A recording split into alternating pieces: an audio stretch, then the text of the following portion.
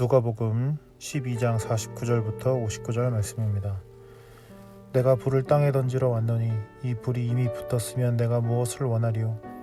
나는 받을 세례가 있으니 그것이 이루어지기까지 나의 답답함이 어떠하겠느냐? 내가 세상에 화평을 주려고 온 줄로 아느냐? 내가 너희에게 이르노니 아니라 도리어 분쟁하게 하려 함이로라. 이후부터 한 집에 5사람이 있어 분쟁하되 셋이 둘과 둘이 셋과 하리니 아버지가 아들과 아들이 아버지와 어머니가 딸과 딸이 어머니와 시어머니가 며느리와 며느리가 시어머니와 분쟁하리라 하시니라. 또 무리에게 이르시되 너희가 구름이 서쪽에서 이는 것을 보면 곧 말하기를 소나기가 오리라 하나니 과연 그러하고 남풍이 부는 것을 보면 말하기를 심히 더우리라 하나니 과연 그러하니라. 외식하는 자여 너희가 천지의 기상은 분간할 줄 알면서 어찌 이 세대는 분간하지 못하느냐? 또 어찌하여 옳은 것을 스스로 판단하지 아니하느냐? 네가 너를 고발하는 자와 함께 법관에게 갈 때에 길에서 화해하기를 힘쓰라. 그가 너를 재판장에게 끌어가고 재판장이 너를 옥졸에게 넘겨주어 옥졸이 옥에 가둘까 염려하라. 내게 이르노니 한 푼이라도 남김이 없이 갚지 아니하고서는 결코 거기서 나오지 못하리라 하시니라. 아멘. 오늘 본문은 예수님이 하신 두 가지 가르침이 묶여 있습니다. 첫 번째 가르침은 49절부터 53절까지인데 한 단어로 이 가르침을 요약하자면 분쟁이라고 할 수 있어요. 내가 세상에 화평을 주러 온 게 아니다. 오히려 분쟁을 주러 왔다. 사람들이 분쟁하게 될 것이다. 가족들끼리도 나뉘게 될 것이다. 이게 첫 번째 가르침이고요. 두 번째 가르침은 이제 남은 54절부터 59절까지인데 역시 한 단어로 요약하면 화해라고 할 수 있습니다. 그러니까 마지막 때를 분간하지 못하느냐, 그러니 너를 고발하는 자와 함께 법관에게 갈 때에 길에서 빨리 화해해라.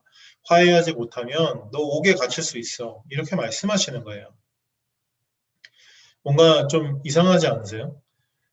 이 두 가르침의 주제가 사실은 너무 상반됩니다.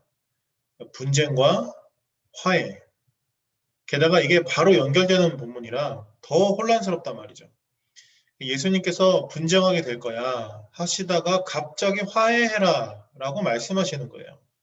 그래서 그냥 읽으면 오늘 이 본문은 정말 어려운 본문입니다. 이렇게 상반된 두 가르침의 진짜 의미를 알기 위해서는 우리에게 두 번의 도약이 필요해요.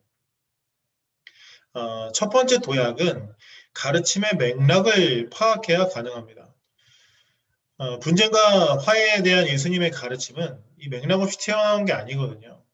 예수님의 가르침은 이미 진행 중이었고 그 맥락 속에서 나온 얘기들이라는 거예요. 지금 예수님이 하고 계시는 가르침의 큰 맥락, 큰 주제가 뭐냐면 마지막 날에 대한 것입니다. 그러니까 마지막 날이라는 주제와 맥락 속에서 이해해야 오늘 이 두 가르침의 진짜 의미를 파악할 수 있어요. 그래서 첫 번째 가르침은 이렇게 되는 거예요. 마지막 날에는 예수로 인하여 그 십자가로 인하여 더욱 분쟁하게 될 것이다. 더욱 나뉘게 될 것이다. 가족 안에서도 갈등과 싸움이 일어날 것이다 라는 얘기예요. 두 번째 가르침 역시 그래서 마지막 날에 대한 징조와 분별에 대한 얘기로 시작하는 거죠.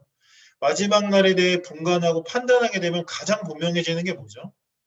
우리의 끝에, 이 세상의 끝에 하나님의 판단이, 심판이 기다리고 있다는 거죠. 그러니 이 세상의 역사는, 우리의 인생은 결국 고발하는 하나님과 함께 법관인 하나님 앞으로 가는 과정이 되는 거예요. 어떻게 해야겠는가? 화해해야죠. 오늘도 우리의 죄를 고발하시는 의로우신 하나님, 마지막 날 최후의 심판을 준비하시는 심판자 하나님과 화해해야 하는 것입니다. 이렇게 두 개의 이 대조적인 가르침이 마지막 날이라는 큰 맥락 속에서 각자의 의미를 갖게 되는 거예요. 이것이 첫 번째 도약입니다. 하지만 이것만으로는 아직 부족해요. 왜냐하면 여기까지만 얘기를 하게 되면 결국 사람들과는 분쟁하고 하나님하고 화해하면 되겠네라는 식의 결론에 도달하게 되기 때문입니다. 그래서 한 번의 도약이 우리에게 더 필요해요. 두 번째 도약은 예수님의 의도를 깨닫는 것입니다.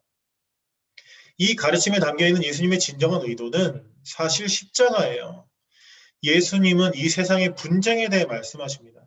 우리 간의 다툼에 대해 말씀하세요. 특히 거룩한 것이 이 땅에 던져졌을 때, 빛이 어둠에 비춰졌을 때 어떻게 그것이 죄악된 세상 속에서 고난을 겪게 되는지 말씀하시는 거예요. 그런데 결국 예수님은 어떻게 하셨죠?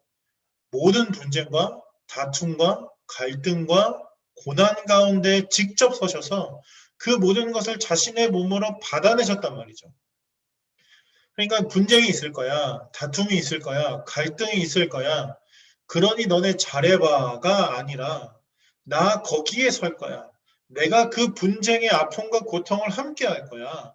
나 거기서 모든 걸 받아낼 거야 하고 받으실 세례를 몸소 받으신 거예요. 그게 바로 십자가입니다.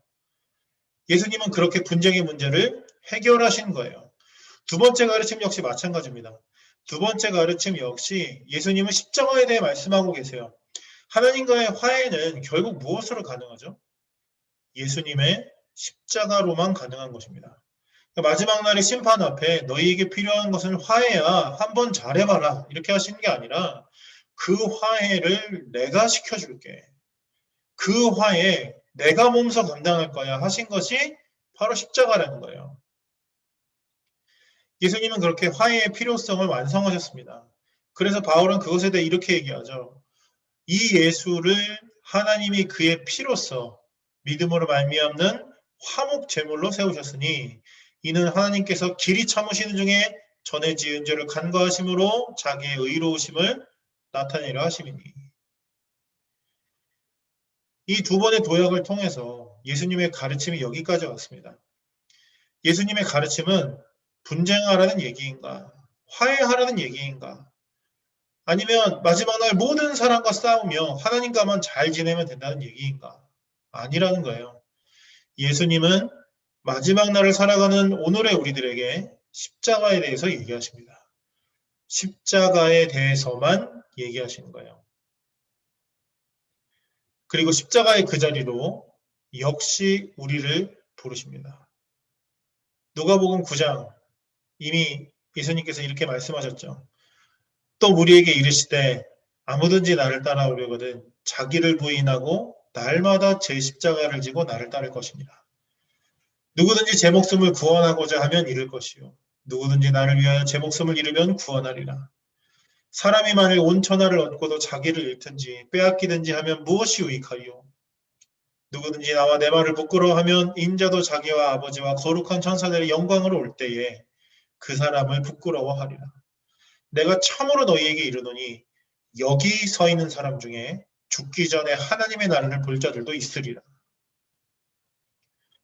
그래서 십자가는 그저 우리가 구원을 위해서 외워야만 하는 그런 논리 공식이 아닙니다.